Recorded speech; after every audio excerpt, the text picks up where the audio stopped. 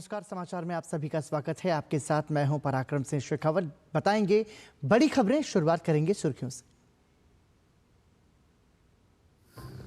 रामलला की प्राण प्रतिष्ठा की पहली वर्षगांठ पर अयोध्या में उमड़ा आस्था का सागर। भव्य उत्सव की शुरुआत प्रधानमंत्री नरेंद्र मोदी ने दी शुभकामनाएं।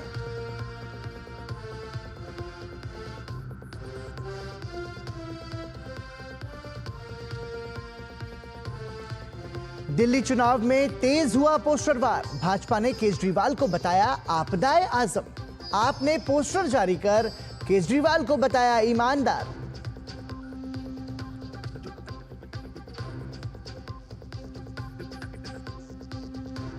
दिल्ली चुनाव में आज भाजपा के वरिष्ठ नेता और गृह मंत्री अमित शाह की एंट्री। झुग्गी बस्तियों के 3000 प्रतिनिधियों को करेंगे संबोधित।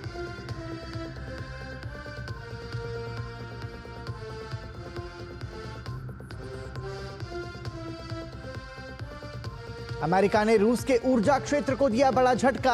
बाइडेन प्रशासन ने लगाए नए प्रतिबंध। वैश्विक बाजार में हो सकता है प्रभावित।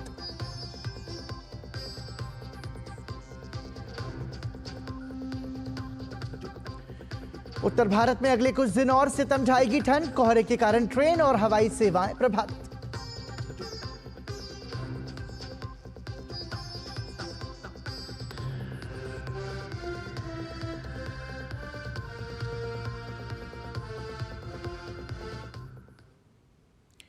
प्रभु श्री राम की नगरी अयोध्या राम धुन में रम गई है। चारों ओर राम नाम की गूंज है। रामलला की प्राण प्रतिष्ठा की पहली वर्षगांठ के अवसर पर मंत्रोच्चार के साथ श्री रामलला का महाअभिषेक किया गया। दूध, दही, घी, शहद और अन्य पवित्र सामग्री से रामलला का महाअभिषेक हुआ। पीतांबरी वस्त्र पहने रामलला के दिव्य दर्शन के लिए देश विदेश से हजारों भक्तों की भीड़ उमड़ी। प्रतिष्ठा द्वादशी समारोह के अवसर पर अयोध्या में राम भक्तों में जबरदस्त उत्साह है। रामलला के भव्य महाअभिषेक के बाद रघुकुल नंदन श्री रामलला का दिव्य श्रृंगार किया गया। भगवान श्री राम को पीले रंग की बेहद ही खूबसूरत पोशाक पहनाई गई। उस पर रंग बिरंगे आभूषण देख मानो ऐसा प्रतीत हो रहा है जैसे कि रामलला साक्षात दर्शन दे रहे हों। रामलला की ऐसी अद्भुत छवि को देख भक्त मंत्रमुग्ध हो गए हैं। रामलला के अद्भुत श्रृंगार के बाद उनकी महाआरती की गई। इस मौके पर भक्त भाव विभोर नजर आए। रामलला की अलौकिक छवि के आगे सूर्य की रोशनी भी फीकी नजर आई। ठंड के इस मौसम में भी भक्तों का उत्साह चरम पर पहुंचा।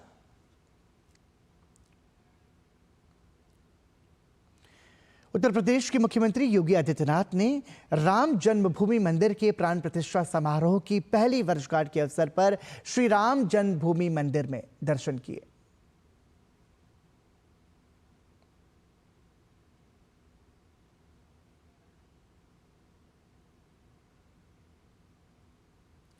प्रधानमंत्री नरेंद्र मोदी ने रामलला की प्राण प्रतिष्ठा की प्रथम वर्षगांठ की शुभकामनाएं दी हैं। प्रधानमंत्री नरेंद्र मोदी ने एक्स पर लिखा कि अयोध्या में रामलला की प्राण प्रतिष्ठा की प्रथम वर्षगांठ पर समस्त देशवासियों को बहुत बहुत शुभकामनाएं। सदियों के त्याग, तपस्या और संघर्ष से बना ये मंदिर हमारी संस्कृति और अध्यात्म की महान धरोहर है। मुझे विश्वास है कि ये दिव्य भव्य राम मंदिर विकसित भारत के संकल्प की सिद्धि में एक बड़ी प्रेरणा बनेगा। साथ ही प्रधानमंत्री नरेंद्र मोदी ने एक वीडियो भी साझा किया।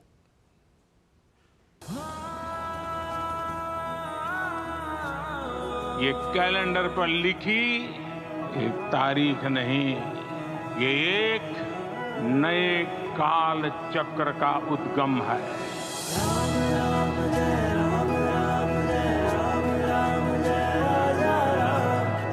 सदियों की प्रतीक्षा के बाद, अनगिनत बलिदान, त्याग और तपस्या के बाद हमारे प्रभु राम आ गए।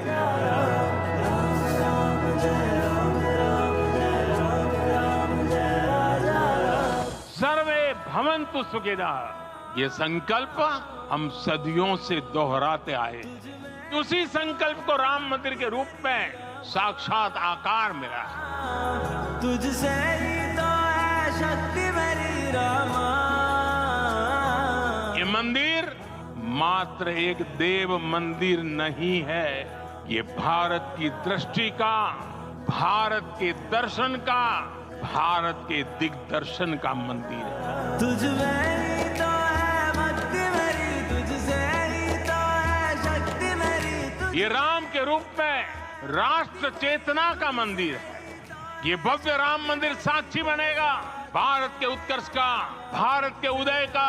ये भव्य राम मंदिर साक्षी बनेगा भव्य भारत के अभ्युदय का, विकसित भारत का। राम जय राम, राम जय राजा राम, राम जय राम, राम जय राम, राम जय। ये मंदिर सिखाता है कि अगर लक्ष्य सत्य प्रमाणित हो, सामूहिकता और संगठित शक्ति से जन्मा हो, तब उस लक्ष्य को प्राप्त करना असंभव नहीं है।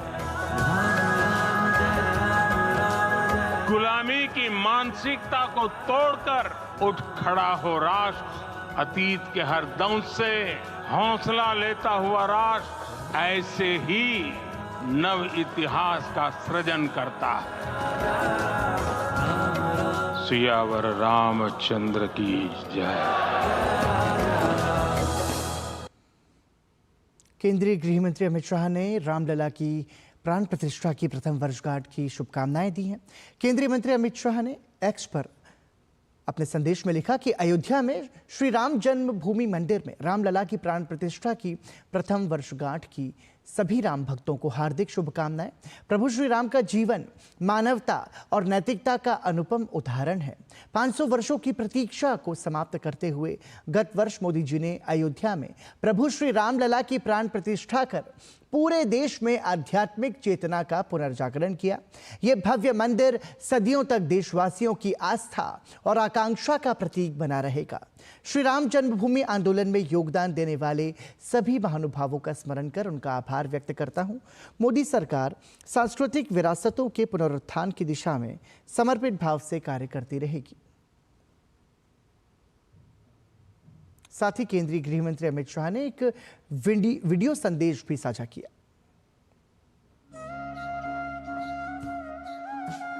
ये देश की कल्पना राम और रामचरित्र के बगैर कर ही नहीं सकते। जो इस देश को पहचानना चाहते हैं, जानना चाहते हैं, जीना चाहते हैं, राम और रामचरित मानस के बगैर वो जी ही नहीं सकते। राम का चरित्र और राम ये देश के जनमानस का प्राण है। मैं मानता हूं कि राम और राम के चरित्र को फिर से प्रस्तावित करने का काम 22 जनवरी को मोदी जी के हाथ से हुआ है। राम जन्मभूमि का आंदोलन ऐसे ही नहीं चला। इसके साथ हर गांव, हर घर में करोड़ों राम भक्त, अनेक संगठन, भारतीय जनता पार्टी, राष्ट्रीय स्वयंसेवक संघ समेत घर घर गए, शिला लेकर गए, पूजा की और वो पत्थर को राम मंदिर की शिला बनाकर अयोध्या तक पहुंचाने का काम 1528 से शुरू हुई एक संघर्ष और अन्याय के सामने लड़ाई का एक आंदोलन के अंत का दिन है। करोड़ों भक्तों के आशा, आकांक्षा और सिद्धि का दिन है। समग्र भारत की आध्यात्मिक चेतना के पुनः जागरण का दिन इतिहास में बन चुका है। महान भारत की यात्रा की शुरुआत का दिन ये 1528 से 22 जनवरी 2024 तक की संपूर्ण कानूनी और युद्धों की और आंदोलनों की लड़ाई को ये सभी योद्धाओं को बहुत विनम्रता से स्मरण करना चाहता हूं। वो जहां भी होंगे बड़ी आनंद की अनुभूति करते होंगे, अपनी श्रद्धा को चरितार्थ करने की अनुभूति करते होंगे।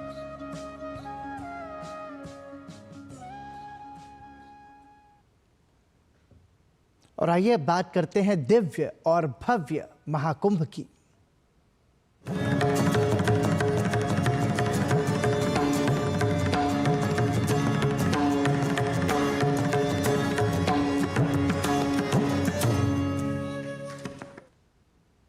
उत्तर प्रदेश के उप मुख्यमंत्री ब्रजेश पाठक ने महाकुंभ में ब्रह्म कुमारी के स्वर्णिम भारत ज्ञान कुंभ पंडाल का उद्घाटन किया। कार्यक्रम को संबोधित करते हुए ब्रजेश पाठक ने ब्रह्म कुमारी की प्रशंसा करते हुए कहा कि अपने पंडाल में विभिन्न फिल्मों के माध्यम से जिस तरह से मानव जीवन शैली में विकृतियों को दर्शाया है वो अद्भुत है।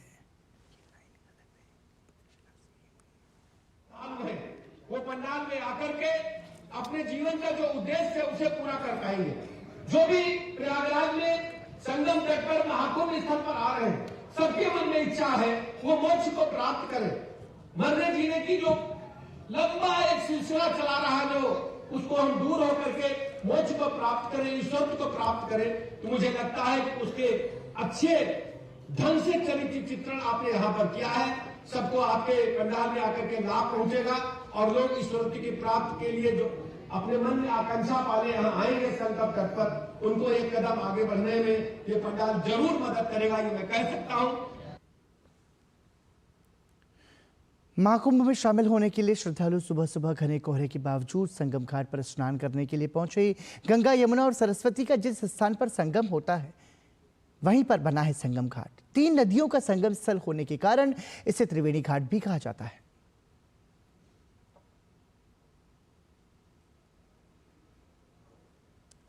प्रयागराज में आयोजित होने जा रहे महाकुंभ को लेकर सरकार पूरी तरह से तैयार है। महाकुंभ में करोड़ों श्रद्धालुओं और पर्यटकों के लिए सुविधा तो दी ही गई है, साथ ही मेला क्षेत्र में स्वच्छता को प्राथमिकता भी दी गई है।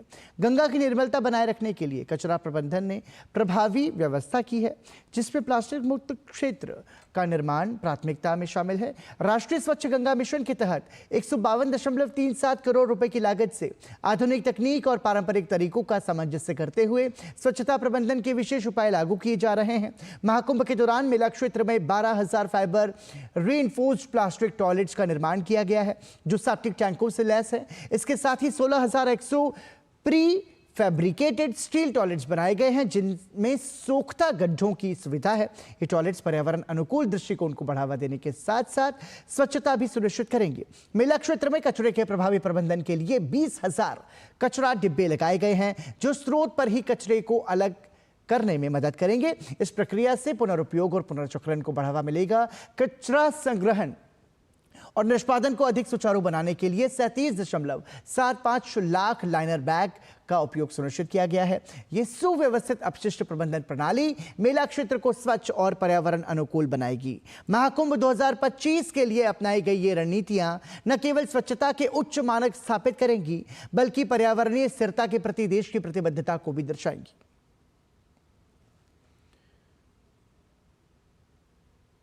इस बार प्रयागराज के महाकुंभ में आध्यात्मिकता, नवाचार, परंपरा और डिजिटल प्रगति की झलक एक साथ देखने को मिलेगी। आयोजन के दौरान साइबर खतरे से निपटने के लिए भी विशेष प्रबंध किए गए हैं। महाकुंभ में साइबर पेट्रोलिंग के लिए 56 समर्पित साइबर योद्धाओं और विशेषज्ञों को तैनात किया गया है।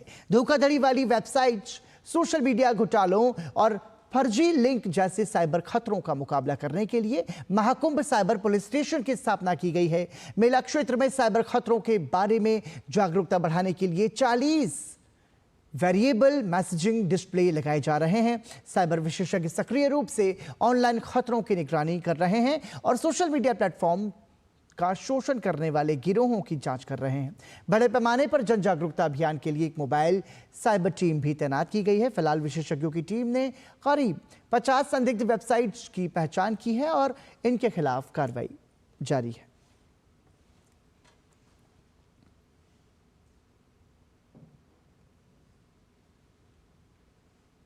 और इसी के साथ दिव्य और भव्य महाकुंभ की खबरों में अभी के लिए इतना है।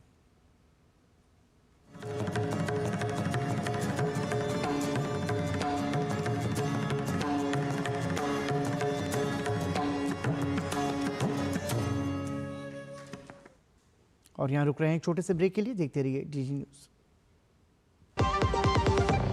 अज सारे मोहल्ले हाजी खुशियों दी तुम्बी बाजी हर स्वाद दिले चटकारे नचदे ने सारे बाजी लोड़ी दी बधाइयां अज रह के जश्न मनावांगे लोड़ी दियां लख लख बधाइयां हो असली मसाले सच सच MDH भारतीय जनता पार्टी ने आज दिल्ली विधानसभा चुनाव के लिए अपना चुनावी गीत लॉन्च किया। इस मौके पर भाजपा नेता मनोज तिवारी ने कहा कि गहन मंथन के बाद भाजपा का ये चुनावी गीत तैयार किया गया है, जो कि दिल्ली की जनता की आवाज है। उसके बाद हम इसकी कुछ और जानकारी आपको बताएंगे।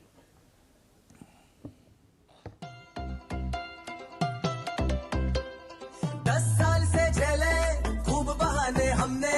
दिल्ली के मालिक बन बैठे लगे हो बस तुम ठगने, बहुत सहेलियां नहीं सहेंगे कर दो ये ऐलान, दंगे कचरा धुआं हटा के बदलो दिल्ली की पहचान, बदलो दिल्ली की पहचान।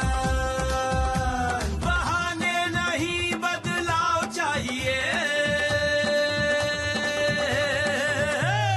दिल्ली में भाजपा सरकार चाहिए, दिल्ली में भाजपा सरकार चाहिए, परिवर्तन हमको दिल्ली में इस बार चाहिए, दिल्ली में भाजपा सरकार चाहिए।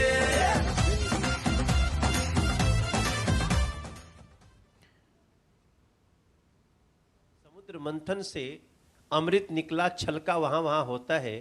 हम भी इस समुद्र मंथन को कई दिन तक किए और तब जाके ये रत्न निकला जिसमें दिल्ली का स्वर शामिल है। और मैं बड़े गर्व से कहता हूं, इसकी जो मुख्य लाइन है कि बहाने नहीं बदलाव चाहिए, दिल्ली में भाजपा सरकार चाहिए।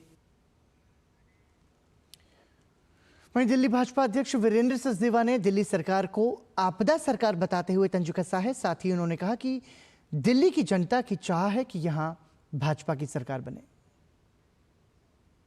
दिल्ली से आपदा सरकार को हटाना है। वो आपदा सरकार जो दिल्ली में आपदा बनकर टूट पड़ी है भ्रष्टाचार के रूप में, वो आपदा सरकार जिसने झूठे वादों के जाल में दिल्ली को फंसाने का प्रयास किया है, वो आपदा सरकार जिसने ईमानदार जनता को टोपी पहनाने का काम किया है, वो आपदा सरकार जिसने दिल्ली के मेहनतकश लोगों की जेब पर डाका डाला है, वो आपदा सरकार जिसने भ्रष्टाचार के शीश महल खड़े किए हैं। उस आपदा सरकार को हटाना है, भाजपा सरकार बनाना है। और एनडीए ब्लॉक में कुछ भी ठीक नहीं चल रहा है। शिवसेना यूबीटी नेता संजय राउत ने इसकी ओर इशारा कर दिया है। मीडिया से बात करते हुए संजय राउत ने इंडिया ब्लॉक को लेकर एक बड़ा बयान दिया। उन्होंने कहा कि गठबंधन को बचाने की जिम्मेदारी कांग्रेस पार्टी की है। इंडिया ब्लॉक बचाने की जिम्मेदारी कांग्रेस पार्टी की है। कांग्रेस सबसे बड़ी पार्टी है। एक बात सही है कि इंडिया ब्लॉक बना था लोकसभा चुनाव लड़ने के लिए, और लोकसभा चुनाव के बाद इंडिया ब्लॉक की एक भी मीटिंग हुई नहीं है। ये मीटिंग बुलाने की जिम्मेदारी भी कांग्रेस पार्टी की ही थी। कांग्रेस बड़ी पार्टी है। हम अब तक इंडिया ब्लॉक का कन्वीनर नहीं घोषित कर सके। ऐसा नहीं होना चाहिए। अगर हमको लड़ना है एक ताकत के खिलाफ, तो हमको ये सब बातें ध्यान में रखनी चाहिए। केंद्रीय गृह और सहकारिता मंत्री अमित शाह ने मादक पदार्थों की तस्करी और राष्ट्रीय सुरक्षा पर आयोजित क्षेत्रीय सम्मेलन को आज संबोधित किया। उन्होंने कहा कि देश भर में 50 से ज्यादा अवैध लेबोरेटरी पकड़ी गई और नष्ट की गई हैं जो ड्रग्स के काम में लगी हुई थी। इसके साथ ही राज्यों में जो भी ऐसी अवैध लेबोरेटरीज काम कर रही हैं उन पर सख्त से सख्त कार्रवाई की गई है। हमारा ड्रग के खिलाफ जो अभियान है वो बहुत पुख्ता हुआ है। मुझे आप सभी को बताते हुए आनंद है कि वर्ष 2024 में जब्त ड्रग की मूल्यों का जो रिकॉर्ड है वो सभी रिकॉर्ड तोड़कर हम 16,914 करोड़ के ड्रग को जब्त करने में देश भर की पुलिस और एनसीबी को सफलता हासिल हुई। आजादी के बाद का ये सबसे बड़ा आंकड़ा है। यही इंगित करता है कि हमारे प्रयासों को सफलता मिल रही है। इलेक्ट्रॉनिक्स एवं सूचना प्रौद्योगिकी मंत्री अश्विनी वैष्णव ने पुणे में उन्नत कंप्यूटिंग विकास केंद्र यानी सीडैक परिसर में एक प्रदर्शनी का दौरा किया। इस दौरान उन्होंने वैज्ञानिकों और अधिकारियों के साथ समीक्षा बैठक भी की। मीडिया से बात करते हुए अश्विनी वैष्णव ने कहा कि सीडैक उन्नत कंप्यूटिंग विकसित करने के लिए बहुत पहले से काम कर रहा है। उन्होंने कहा कि प्रधानमंत्री नरेंद्र मोदी हमेशा चाहते हैं कि प्रौद्योगिकी सभी के लिए सुलभ हो और इसका विस्तार हो। CDAC was created to develop advanced computing way back when the high-end technology was denied to our country. Modi ji always wants to democratize technology, which means technology should be accessible to all. I was one of those privileged who could go to an IIT. IIT, we had access to best of the technologies. But can every tier 2 and tier 3 school also, college also get the access to those technologies? That is Prime Minister's emphasis. He says that technology should be democratized. It should be available to a very large number of people so that the creative energies across the country can be put into use. उपराष्ट्रपति जगदीप धनखड़ बेंगलुरु के दौरे पर हैं। इस दौरान उन्होंने राज्य लोक सेवा आयोगों के अध्यक्षों के 25वें राष्ट्रीय सम्मेलन का उद्घाटन किया। इस मौके पर उपराष्ट्रपति ने कहा कि हमारी नौकरशाही बहुत प्रतिभाशाली है। देश के लोगों के लिए सरकार के विजन को लोगों तक पहुंचाने में नौकरशाह की महत्वपूर्ण भूमिका होती है। I have no doubt that our bureaucracy is so talented. It can be transformative, provided it does not suffer hiccups from other agencies. Since this is the only conveyance that democracy has to transform vision of the people, that is sanctified on platforms like Lok Sabha and legislatures into ground reality, this segment has to be only the very best. It cannot afford to be anything but the very best, because you are the architects of administrative edifice. You are guardians enjoined with the task to forge foundation of our nation's present and future. जनपद संभल के सभी 68 तीर्थ और 19 कूपों के साथ ऐतिहासिक धरोहरों को कब्जा मुक्त कराने के लिए जिला प्रशासन लगातार प्रयासरत है। इसी कड़ी में संभल डीएम ने एक मंदिर का निरीक्षण किया, जिसमें मंदिर की जमीन पर अवैध कब्जे की बात सामने आई है। इस मामले में डीएम ने जांच के आदेश दे दिए हैं। जिलाधिकारी ने साफ किया कि जिन लोगों ने संभल के धार्मिक स्थलों, कुओं और कूपों के अलावा ऐतिहासिक धरोहरों पर कब्जा कर रखा है, उन्हें कब्जा मुक्त कराया जाएगा। साथ ही इनका सौंदर्यीकरण कर दर्शनीय स्थल बनाया जाएगा। संभल में कुल 87 देव तीर्थ हैं, जिसमें 19 कूप हैं और 68 तीर्थ माने गए हैं। इन सभी के ऊपर जो अतिक्रमण है, उससे न केवल पर्यावरण को हानि है, अभी तो हमारी जो ऐतिहासिक सांस्कृतिक धरोहर है उसकी भी क्षति हो रही है। तो उसको पुनर्जीवित करेंगे, पुनरुद्धार करेंगे और सभी जो तीर्थ हैं उनका एक एक कर सभी का हम एक स्ट्रेटेजी बना रहे हैं, जिसमें एक प्लानिंग के साथ और सभी का मैप बना रहे हैं, सभी को डिनोट कर रहे हैं, सभी के साइनेजेस लगा रहे हैं, ताकि प्रत्येक व्यक्ति को पता हो कि यहाँ तीर्थ हो। जो व्यक्ति भी इस संभल तीर्थ पर आता है वो वहां जाकर के उनकी पूजा पाठ करे। उत्तर प्रदेश के संभल जिले में जामा मस्जिद सर्वे के दौरान भड़की हिंसा मामले में 2 और आरोपी को पुलिस ने गिरफ्तार किया है, जिनमें से एक असद और दूसरा दिलनवाज हैं। इन आरोपियों की सीसीटीवी के जरिए से पहचान की गई थी। मामले में अन्य आरोपियों की भी तलाश की जा रही है। दरअसल 19 नवंबर को शाही जामा मस्जिद को हरिहर मंदिर होने का दावा पेश करने वाली एक याचिका सिविल जज सीनियर डिवीजन की कोर्ट में दाखिल की गई थी, जिस पर न्यायालय ने सर्वे के निर्देश दिए थे। 19 नवंबर को सर्वे पूरा न होने के कारण 24 नवंबर को डीएम और एसपी के साथ एक बार फिर से सर्वे करने के लिए पहुंचे थे, लेकिन वहां पर भीड़ ने विरोध शुरू कर दिया था और पुलिस टीम पर ही पथराव और फायरिंग शुरू कर दी थी, जिसमें 4 लोगों की जान भी गई थी। विगत 24 नवंबर को हुई हिंसा के संदर्भ में अभी तक 56 लोगों को गिरफ्तार किया गया है। इनमें से आज 2 अभियुक्तों को गिरफ्तार किया गया है, जिनके नाम असद पुत्र मोहम्मद नबी निवासी कोट गरबी थाना कोतवाली संभल एवं दिल नवाज पुत्र शफीक निवासी कोट गरबी थाना कोतवाली संभल है। इन अभियुक्तों को सीसीटीवी के माध्यम से पहचान की गई है। साथ ही अन्य अभियुक्तों की भी तलाश की जा रही है। अच्छी खबर देश के औद्योगिक विकास के मोर्चे से है। भारत की औद्योगिक विकास दर नवंबर में 6 महीने के उच्च स्तर पर पहुंच गई है। भारत के औद्योगिक विकास को दर्शाने वाला औद्योगिक उत्पादन सूचकांक नवंबर में 6 महीने के उच्च स्तर 5.2% पर पहुंच गया। नवंबर 2024 में दर्ज की गई औद्योगिक वृद्धि दर पिछले साल की समान अवधि में दर्ज की गई वृद्धि दर से 2.5% अधिक है। मैन्युफैक्चरिंग सेक्टर की वृद्धि दर, जिसकी हिस्सेदारी औद्योगिक उत्पादन सूचकांक में 3/4 से अधिक की है, अक्टूबर के स्तर 4.1% से बढ़कर नवंबर 2024 के दौरान 5.8% हो गई है। ये सेक्टर देश में रोजगार के अवसर पैदा करने में अहम भूमिका निभाता है। मैन्युफैक्चरिंग सेक्टर में 23 उद्योग समूहों में से 18 ने नवंबर 2023 की तुलना में नवंबर 2024 में सकारात्मक वृद्धि दर्ज की है। आंकड़ों के अनुसार नवंबर में बिजली और खनन क्षेत्रों के उत्पादन में वृद्धि दर क्रमशः 1.9% और 4.4% थी। महीने के दौरान बिजली क्षेत्र का प्रदर्शन अक्टूबर में 0.9% से बेहतर रहा। नवंबर के दौरान इलेक्ट्रॉनिक सामान, रेफ्रिजरेटर और टीवी जैसे कंज्यूमर ड्यूरेबल वस्तुओं के उत्पादन में भी 13.1% की दोहरे अंकों की वृद्धि हुई है, जो बढ़ती आय के बीच इन वस्तुओं की उच्च उपभोक्ता मांग को दर्शाता है।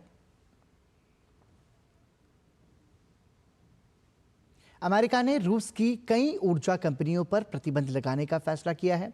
नए प्रतिबंधों का असर वैश्विक बाजार पर पड़ने की आशंका है। इस कार्रवाई से रूस के ऊर्जा संसाधनों से मिलने वाली आय पर असर पड़ेगा और रूस को यूक्रेन पर अपना युद्ध जारी रखने के लिए वित्तीय मदद मिलना मुश्किल होगा। प्रतिबंधों में पेट्रोलियम का व्यापार करने वाले नेटवर्क भी शामिल हैं।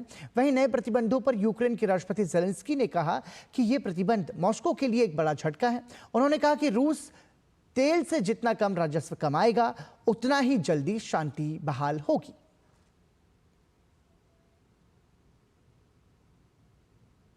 और इसी के साथ ही समाचार में अभी के लिए इतना ही। देश और दुनिया की बाकी बड़ी खबरों के लिए देखते रहिए डीडी न्यूज़। नमस्कार।